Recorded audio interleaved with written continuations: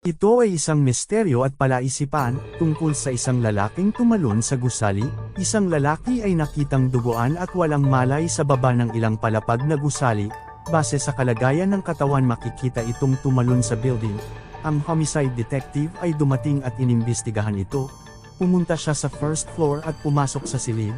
Binuksan ang bintana kung saan banda ang katawan at naghagis siya ng barya. Pagkatapos ay tumungo sa second floor at inulit ang proseso. Ginawa niya ito bawat palapag hanggang umabot sa huling palapag ng gusali. At nang bumaba ang detective, sinabi niya sa kasamahan niya na ang lalaki ay hindi tumalon, kundi meron tumulak dito. Isa itong murder case.